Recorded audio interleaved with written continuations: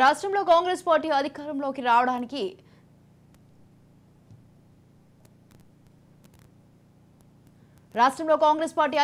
రావడానికి తమ వంతు ప్రయత్నం చేసిన నాయకులను పదవులు వరించాయి. రాష్ట్రంలో ఏకంగా 37 కార్పొరేషన్లకు చైర్మన్లను నియమిస్తూ ముఖ్యమంత్రి రేవంత్ రెడ్డి నిర్ణయం తీసుకున్నారు. 2 రోజుల కిందటే ఈ ఉత్తర్వులు జారీ చేశారు. పర్యాటక అభివృద్ధి కార్పొరేషన్ గా పటేల్ రమేష్ రెడ్డి, మహిళా కమిషన్ చైర్పర్సన్ గా నేరెళ్ల శారద నియమితులయ్యారు.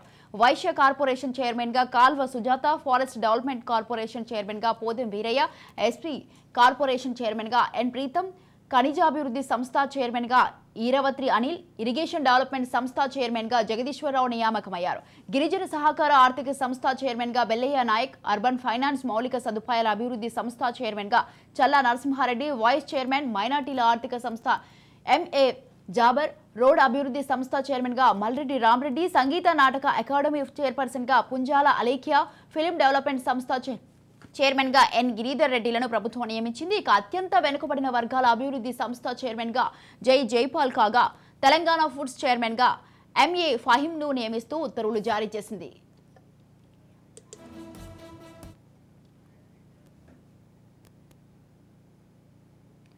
రాష్ట్రంలో కాంగ్రెస్ పార్టీ అధికారంలోకి రావడానికైతే తమ వంతు ప్రయత్నం చేసిన నాయకులకైతే పదవులు వరించాయి. రైట్ టీకి విషయంపై పూర్తి సమాచారాన్ని అందించడానికి మా ప్రతినిధి విక్రాంత్ ఫోన్ లైన్ లో ఉన్నారు. విక్రాంత్,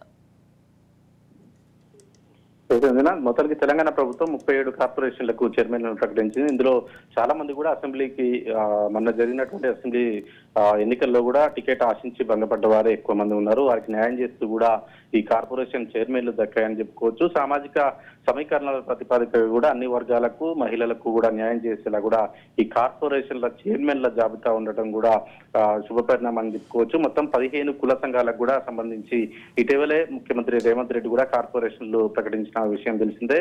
అయితే ఈ కార్పొరేషన్లకు చైర్మన్లను నిర్మించారు. లోక్సభ ఎన్నికల షెడ్యూల్ విడుదలైన నేపథ్యంలో కూడా అంతకంటే ముందే 14వ తేదీనే ఫైనలైజ్ చేసిన వీరి పేర్లను మాత్రం నిన్న అర్ధరాత్రి మాత్రం ప్రకటించారు. ఆ యూత్ కాంగ్రెస్ రాష్ట్ర అధ్యక్షుడిగా ఉన్నటువంటి శివసేన రెడ్డి కూడా ఇతను ఇప్పటికే టికెట్ ఆశించి, వనపర్తి టికెట్ ఆశించి భంగపడ్డటువంటి నేత.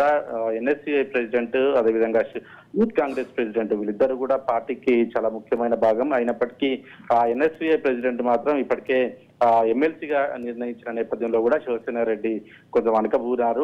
ఈ నేపథ్యంలోనే ఇటు యూత్ కాంగ్రెస్ రాష్ట్ర అధ్యక్షుడు శివసేన రెడ్డి కూడా దీంట్లో ఈ షెడ్యూల్ ఎప్పుడైతే విడుదలైందో దీనికి సంబంధించి ఇప్పటికే కార్పొరేషన్ చైర్మన్ కూడా ప్రకటించారు.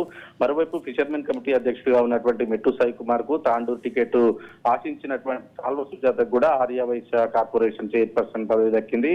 అనూహ్యంగా మెదక్ ఎంపీ టికెట్ ఆశిస్తున్నటువంటి సంగారెడ్డి మాజీ ఎమ్మెల్యే జగ్గారెడ్డి భార్య నిర్మలకు కూడా ఇండస్ట్రియల్ ఇన్ఫ్రాస్ట్రక్చర్ సంబంధించిన కార్పొరేషన్ చైర్పర్సన్ పదవి దక్కింది. తాను మెదక్ ఎంపీ పరిలో ఉన్నానని తెలుపుతా ఉంది. మెదక్ ఎంపీ పార్లమెంట్ స్థానం ఖచ్చితంగా తనకే వస్తుందని ఆశిస్తున్నప్పటికీ జగ్గారెడ్డి కూడా తన సతీమణికి నిర్మలకు కూడా ఈ ఎంపీ టికెట్ ఇవ్వడంలో మాత్రం బిజీగా ఉన్నాడు. ఈ నేపథ్యంలో ఇటు కార్పొరేషన్ చైర్మన్ దక్కడంతో ఈ ఎంపీ సీట్ నుంచి తను వైదొలిగిందని చెప్పుకోవాల్సి ఉంటుంది. మాజీ ఎమ్మెల్యే పోడం వీరయ్య కూడా ఇటీవల జరిగినటువంటి ఎన్నికల్లో కేవలం ఖమ్మం పార్లమెంట్ ఎన్నికల్లో జరిగినటువంటి అసెంబ్లీ ఎన్నికల్లో జరిగినటువంటి ఖమ్మం మొత్తం అసెంబ్లీ నియోజకవర్గాల్లో కేవలం ఒక పోడం వీరయ్య మాత్రమే కాంగ్రెస్ పార్టీ నుంచి ఓటమి చెందాడు. ఈ నేపథ్యంలో పోడం వీరయ్య కూడా భద్రాచలం సంబంధించిన నేపథ్యంలో కూడా ఎక్కువ ఫారెస్ట్ ఉంటున్న నేపథ్యంలో ఫారెస్ట్ డెవలప్మెంట్ కార్పొరేషన్ చైర్మన్ పదవి కూడా ఇదే పోడం వీరయ్యకు కూడా దక్కింది. అదేవిధంగా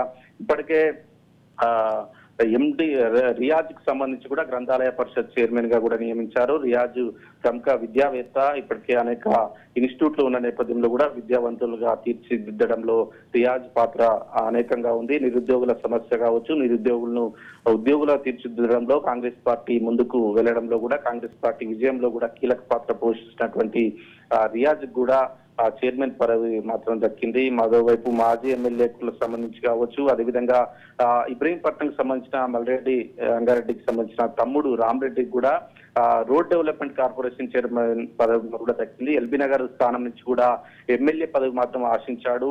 తన అన్నకు ఇబ్రహీంపట్నం నియోజకవర్గం కేటాయించిన నేపథ్యంలో కూడా మల్రెడ్డి రామరెడ్డికి ఎల్బీ నగర్ మాత్రం ఇవ్వలేకపోయారు. అదే ఎల్బీ నగర్ నుంచి మదియాస్కిని పోటీలో నిలిచిన నేపథ్యంలో కూడా మల్రెడ్డి రామరెడ్డికి అన్యాయం జరిగింది.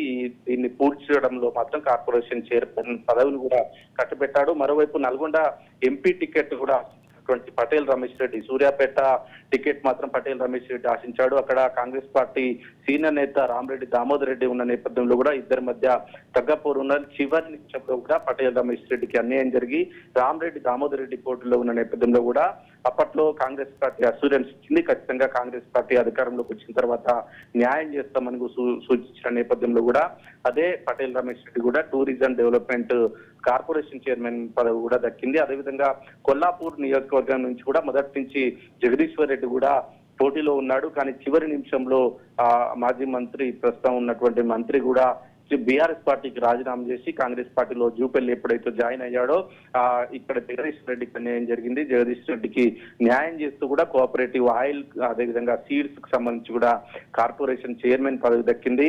అదేవిధంగా ఫ్రంటల్ ఆర్గనైజేషన్ గా ఉన్నటువంటి కాంగ్రెస్ పార్టీకి సంబంధించి ఐఎన్టీయూసీ నేత జనక్ ప్రసాద్ కూడా వేతనాలకు సంబంధించిన కార్పొరేషన్ చైర్మన్ పదవి కూడా దక్కింది. మొత్తం రాష్ట్రంలో మాత్రం 37 కార్పొరేషన్ చైర్మన్లకు కూడా నియమిస్తూ కూడా ఉత్తర్వులు జారీ అయ్యాయి. అయితే 2 రోజుల పాటు కూడా పెండింగ్ లో పెట్టారు.